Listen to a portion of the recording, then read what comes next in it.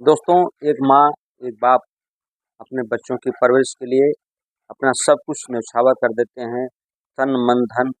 जहाँ माँ अपने बच्चे की परवरिश के लिए अपनी खूबसूरती को त्याग देती है, वहीं एक पिता जो है अपने बच्चे के लिए अपना सब कुछ न्यौछावर कर देता है। जैसे एक बाग का माली होता है, अपनी बगिया को सजोने के लिए, अपनी बगिया को सजाने के लिए माली समय समय पर उसकी सिंचाई करता है, गुड़ाई करता है। और जब वह फूल खिलने लगता है गुलशन में, तो वह माली इतना खुश होता है कि जितने उसकी कोई सीमा नहीं होती। उसी प्रकार जब कोई बच्चा अपने माता पिता के सपनों को साकार करता है, तो उसके माता पिता की भी खुशी का कोई ठिकाना नहीं होता।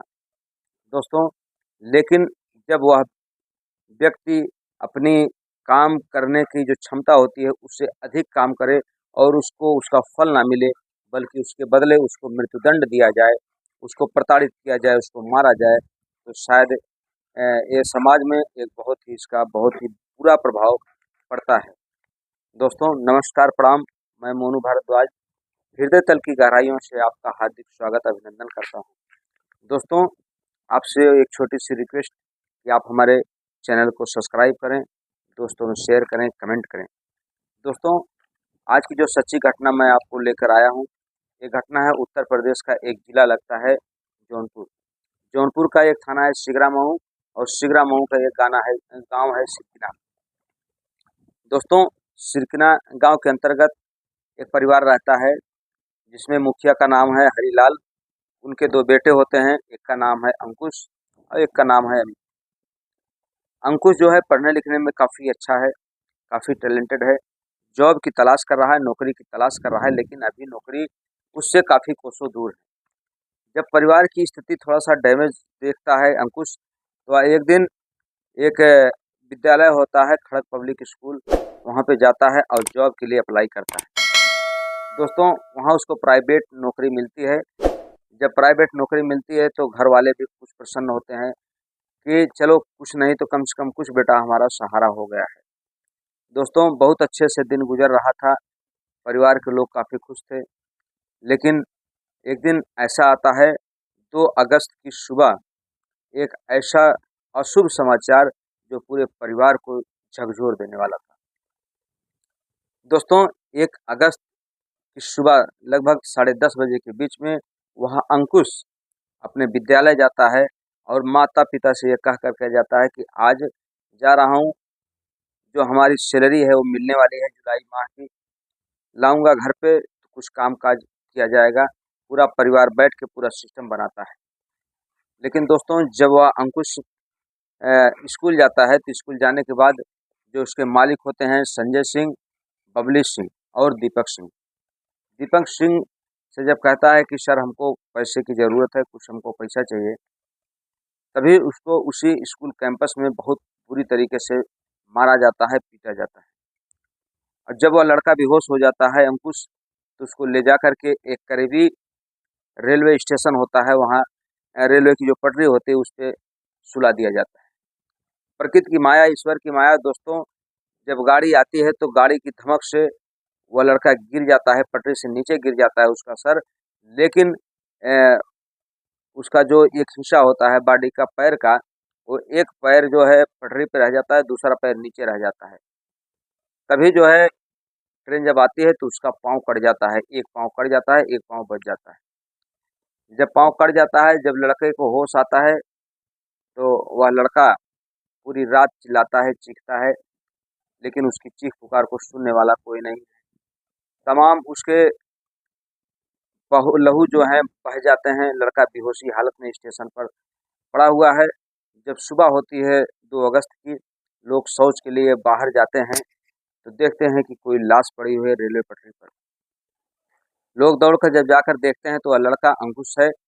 जैसे ये खबर गाँव में फैलती है तो गाँव में कोहराम मच जाता है, क्योंकि वह लड़का बहुत ही नेक दिल, बहुत ही ईमानदार, बहुत ही मिलनसार होता है।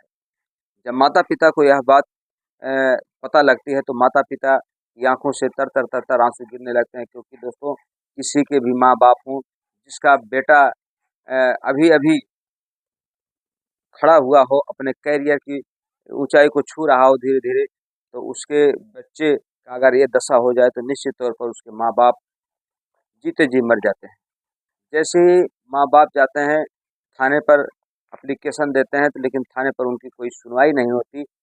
तो जब सुनवाई नहीं होती तो माता पिता हरास होकर के फिर चले जाते हैं। तभी दीपक सिंह उस परिवार को बुलाते हैं और कहते हैं, तुम थाने से अपनी जो एप्लीकेशन दे रहे हो, प्रार्थना पत्र दे रहे हो, उसको मत दीजिए और समझौता कर लीजिए। आपका जो लड़का है वो रेलवे पटरी पर गिरा हुआ था। लेकिन परिवार वाले इस बात को मानने के लिए तैयार नहीं थे और अपने बच्चे को जब इलाज के लिए लेके जा रहे थे, तो एक निजी हॉस्पिटल में उनको भर्ती कराया गया था। जब भर्ती कराया गया तो वहाँ पर परिवार के किसी व्यक्ति से मिलने नहीं दिया गया, माँ बाप ना रिश्तेदार को।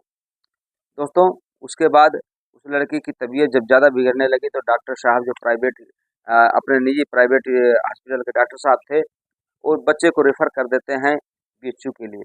जब लड़का बीएचयू के लिए जाता है तो बीच रास्ते में अपने पिता से कहता है कि पापा मैं अपने जो जॉब का जो पैसा था, नौकरी का जो पेमेंट था, उसको मांगने लगा तो वो बबली सिंह, दीपक सिंह और संजय सिंह ने मुझे बुरी तरीके से पीटा और पीटने के बाद मेरी ये हालत कर दी। दोस्तों, इतना बयान देने के बाद थोड़ी दूर जाते जाते बच्चे ने दम तोड़ दिया, प्राण पखेरु उड़ गए। एक पिता जीते जी मर गया क्योंकि उसकी एक युवा संतान, युवा बेटा उसके अपने हाथों में दम तोड़ दिया और वह लाचार बाप कुछ नहीं कर पाया। दोस्तों, जब थाने पर उसकी कोई सुनवाई नहीं हो रही थी, तब संगठन के कुछ लोग उस परिवार से मिलते हैं। मामला यहाँ इस नाते नहीं लिखा जा रहा है कि जो परिवार पीड़ित है वो परिवार दलित समाज से आता है। दोस्तों, दलितों के ऊपर लगातार अत्याचार पे अत्याचार सदियों से होते आ रहे हैं और वर्तमान समय में भी हो रहे हैं। दोस्तों, अब वह परिवार, पीड़ित परिवार, न्याय की गुहार लगा रहा है। माननीय योगी आदित्यनाथ महाराज जी से न्याय की गुहार लगा रहा है कि उसके परिवार को न्याय दिलाया जाए, जो भी आरोपी हैं उनको सजा दी जाए। दोस्तों, अब ये आने वाला समय ही बताएगा कि दोषियों को कितनी सजा दी जाती है, उनको कब न्याय मिलता है, कब नहीं न्याय मिलता है। हमारी कहानी का उद्देश्य आपको के दिल को ठेस पहुंचाना नहीं, बल्कि आपको सतर्क करना है, आपको जागृत करना है। दोस्तों, आप स्वस्थ रहें, मस्त रहें। मिलते हैं आपसे अगले वीडियो में। तब तक के लिए जय हिंद, जय भारत, हर हर महादेव।